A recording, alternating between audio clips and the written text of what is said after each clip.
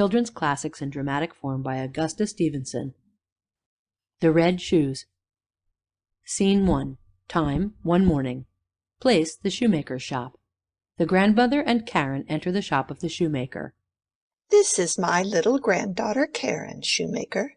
Please to take her measure for a pair of shoes. What kind do you wish, madam? Morocco, the finest you have. Karen is to wear these shoes to church. What color do you wish, madam? Black. Whispering to shoemaker. Red. Eh? Black. Whispering to shoemaker. Red. Of course, madam. If you say black, black they shall be. The little princess wore red shoes, grandmother. Nodding. That is true. I saw them myself. Red shoes? Nodding. Of beautiful red morocco. The queen let the princess stand at a window so everyone could see her new shoes. It is all true, madam. No matter. Karen is to have black shoes. Taking up a pair of shoes. Here, this pair suits me exactly. But, madam, those shoes are— Interrupting, whispering. Hush, shoemaker. Do not tell her. She can't see very well. Giving shoes to Karen. Are they of polished leather? They shine as if they were. Yes, they do shine. Trying on the shoes. And they just fit me, grandmother. I will take them, shoemaker. But, madam— Interrupting, whispering. Hush, shoemaker. She will never know the difference. Here's the money, shoemaker. Come, Karen. But, madam— Interrupting. I am ready, grandmother. Good day, shoemaker.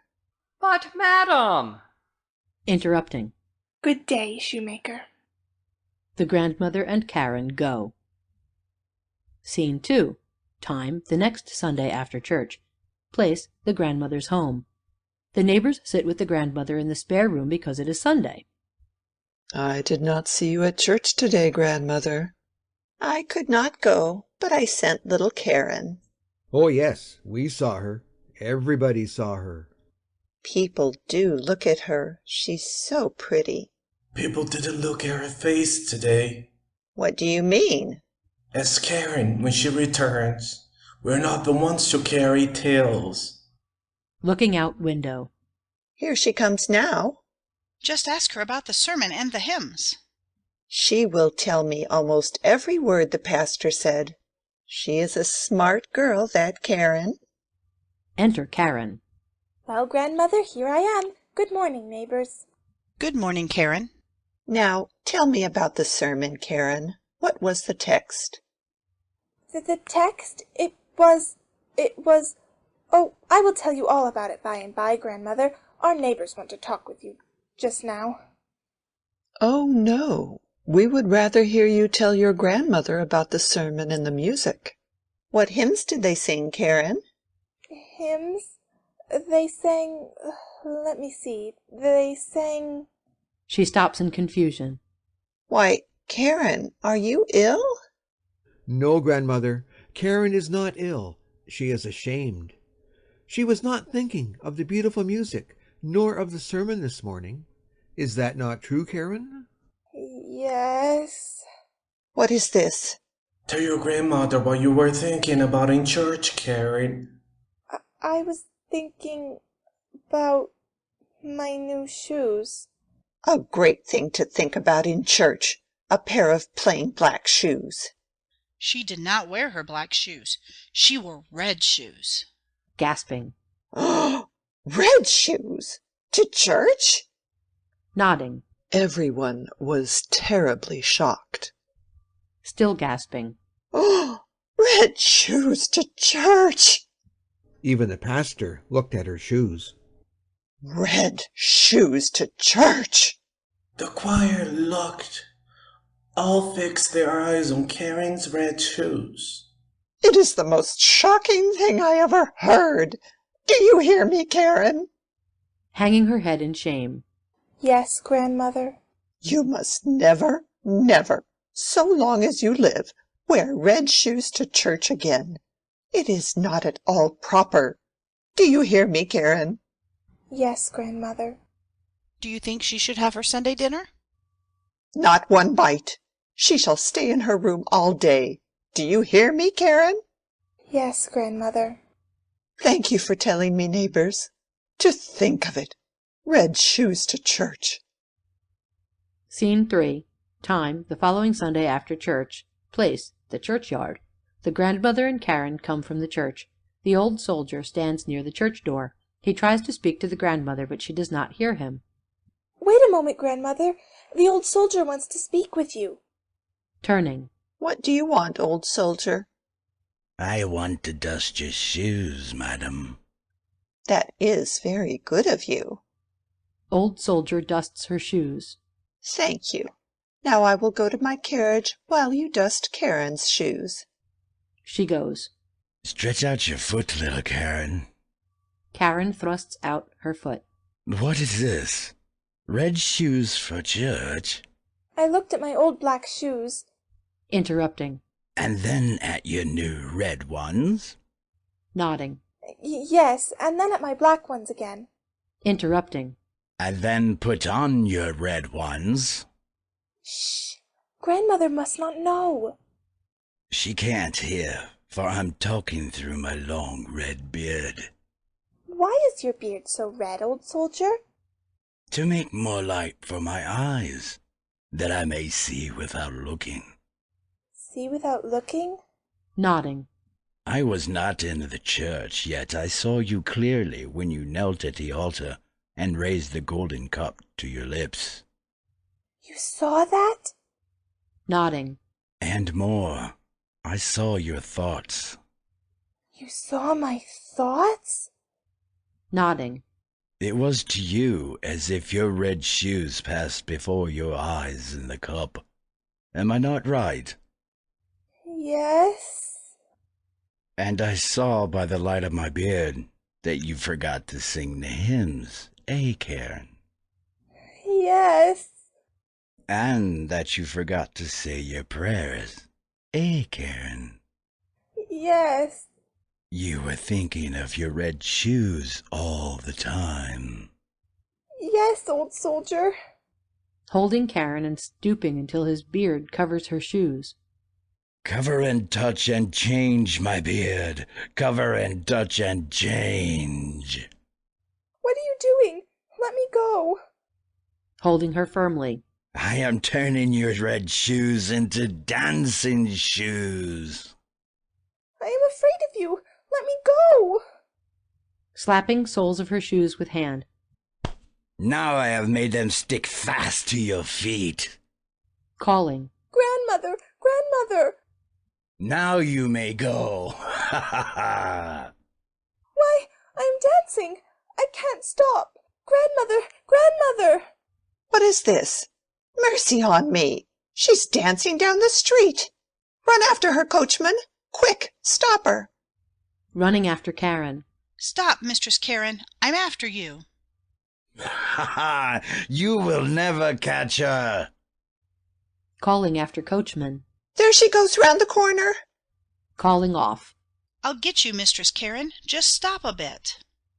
Ha ha! You will never catch her.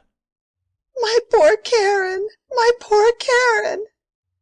Returning. I couldn't catch her, madam. She danced right out of the town gate. Out of the town gate? Yes, madam, and straight for the dark wood. We will drive after her. Coachman jumps to his seat. Ha ha ha! You will never catch her. Quick, coachman, quick! We must catch her before she gets to the dark wood. My poor Karen! My poor Karen! The carriage dashes off.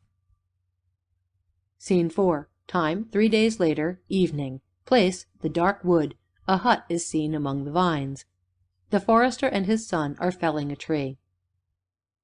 Heard calling off. Stop me! Stop me! Heard you that cry? Looking off. Mercy on us! 'Tis the dancing girl I told you of. Enter Karen, dancing. Stop me, forester! No, no, I dare not. To son. Stop me, I pray you. 3 days have I danced. I can endure it no longer. To forester. Come, let us help her. Do not touch her. She is bewitched. My shoes are bewitched, not I. I say, little maid, pull off your shoes. They will not come off. See? She pulls at her shoes, starting toward Karen. I'll get them off, bewitched or not bewitched. Seizing Son. Would you get yourself into trouble? Come home with me. Forester runs from wood with Son. The moon arises suddenly in a fir tree. Oh, moon, see how I dance below you. Pray tell me how to break this spell.